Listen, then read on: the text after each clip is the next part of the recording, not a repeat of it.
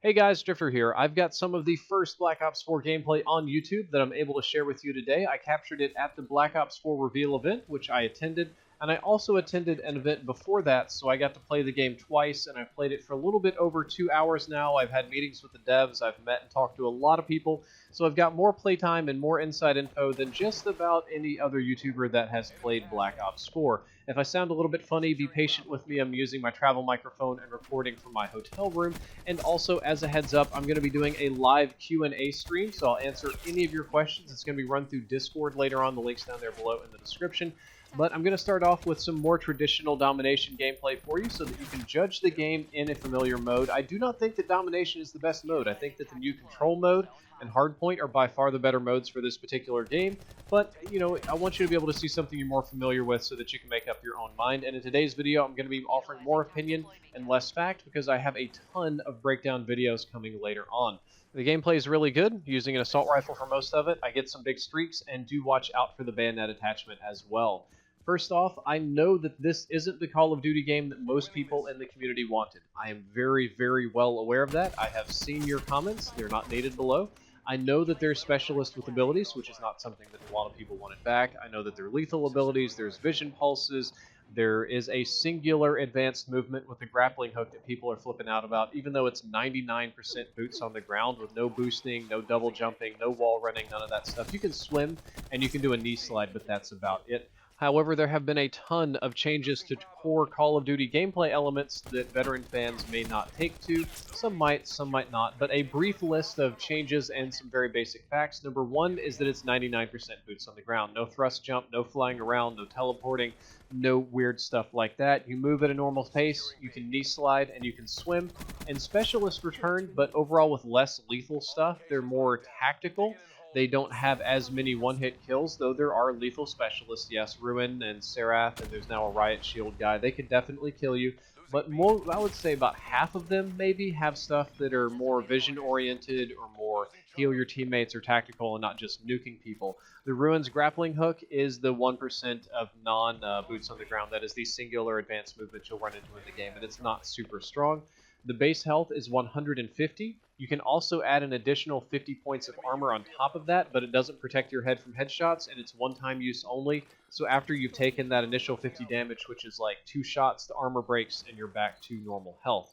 With the 150 base health, I don't want you to think it's like the Domination XL mode or whatever it was in COD Ghost where people had more health. They turned that up so that it would be easier to tune the weapons. All of the weapons now deal more damage in line with the 150 base health. But with more than 100 hit points, you have more levers and knobs to turn to do better balancing with time to kill. Each weapon also has a totally different set of attachments. For example, in the assault rifle class, not all assault rifles have stock. Not all of them have grip, not all of them have extended mags, not all of them have high caliber.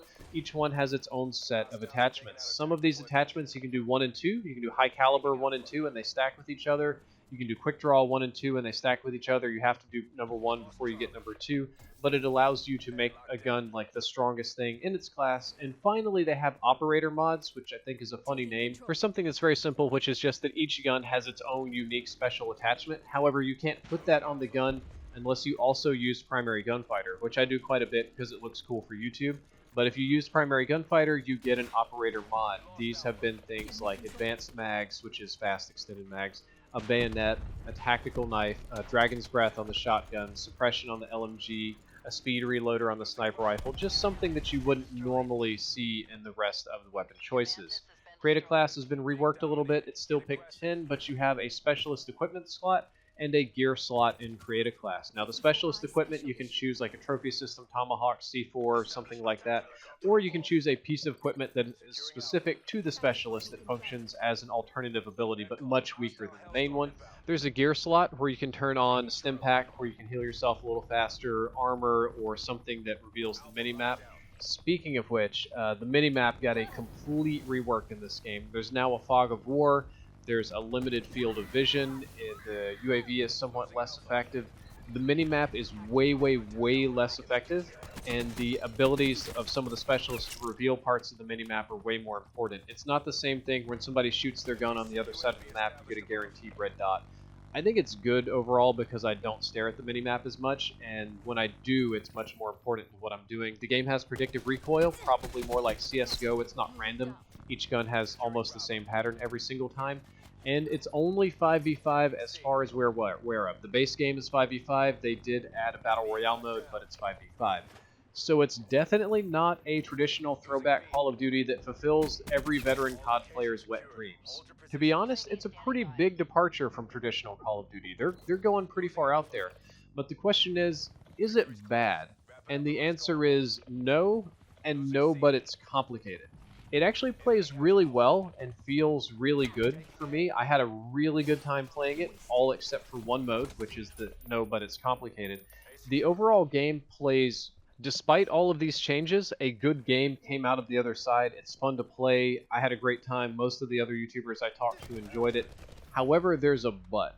The game is really designed around team play in a way that it's more like Rainbow Six. I know there's an Overwatch comparison, but it feels more like the operators in Rainbow Six. Like, choosing a certain specialist over another one isn't going to give you a ton of health. It isn't going to help you win gunfights. It's not going to matter for most of your gameplay.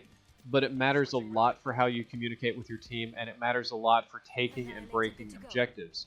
So given that, some modes, like Team Deathmatch, were not fun. Domination was okay to play, but the new mode Control, which I'll be showing off later, and Hardpoint, because they're more competitive and designed around picking and manipulating spawns, were way more fun to play. Playing with YouTubers that are communicative and cooperative and want to do teamwork and make big plays, very fun. My fear, and probably the biggest criticism I'm going to offer in this video, is that when you take that formula like Rainbow Six or Overwatch, I really don't think it's quite as fair to compare it to Overwatch because it's way, way, way less on abilities. But if you take a hero shooter type game where you really need to work together to win, which is what Black Ops 4 is, and you mix in random idiots, really casual randoms online, that's going to make it not fun. So this is a game that's going to very heavily depend on how the community takes it, how much they learn about it, how many people are on the mic, and how often you play with your friends. That is my big criticism for today. Other stuff is pretty straightforward. A lot of the things that you would think would drive you crazy don't. It took no time at all to get used to the new healing mechanics. Not a problem. I don't think people have a problem with that. Armor isn't particularly effective since it's single use. As you'll see in the video, I didn't have many issues killing armored people, though they do cheese me a little bit.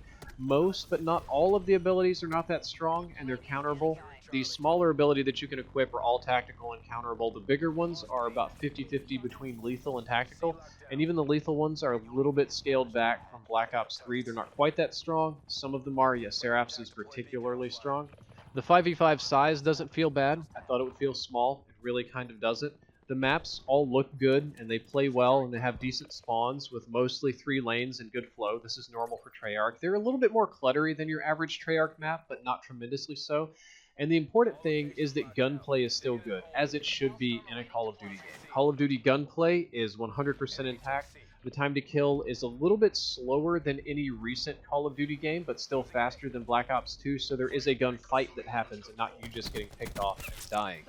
So at the end of the day, the game plays really well. I like this game, it's fun, but it really doesn't feel that much like a Call of Duty game to me. It's kind of like a COD, but not really. It's something different. I think comparing it more to Rainbow Six Siege is fairer than comparing it to Overwatch, but it definitely has some of those vibes. Your specialists aren't going to win you the game, but they do make a big difference when it comes to playing competitively and controlling objectives. For me, this is a good thing. I'm tired of playing domination and smashing kids and winning nothing. I don't care about loading up Team Deathmatch and going 15 and 4. It's mindless, and you're killing randoms with mindless objectives with nothing on the line, nothing to win, nothing to unlock and earn that has any value. So taking Call of Duty and trying to move it into the modern era of gaming with Battle Royale and hero shooters and MOBAs and stuff is a good thing. Call of Duty is going to step out of 2008 and join the modern era. However, will the Call of Duty fans take to it? Will they like it? Will they enjoy it? I don't know. We're gonna find out when more people play it. And the bigger question that everybody's asking is, will Black Ops 4 beat Fortnite? Well, we're going to find that out too. We can judge very quickly by beta numbers and by YouTube views and things like that. We'll see who the top dog is at the end of the year. Guys, I hope you enjoyed this video. Hope you learned something useful. Got many more coming later today. If you did, don't forget to like, favorite, and subscribe. Cooker out.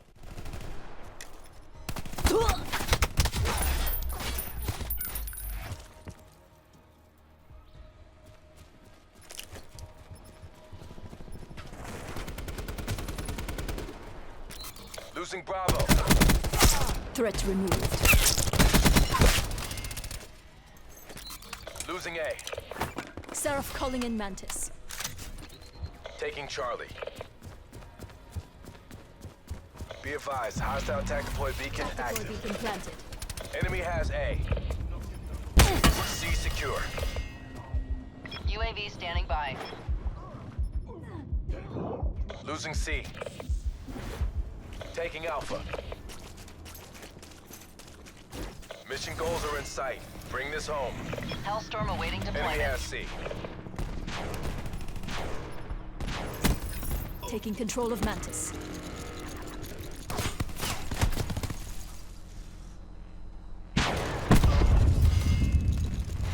Losing A.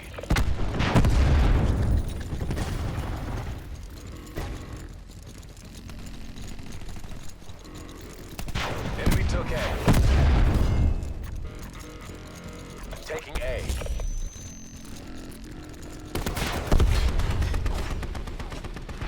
Mission objectives green across the board.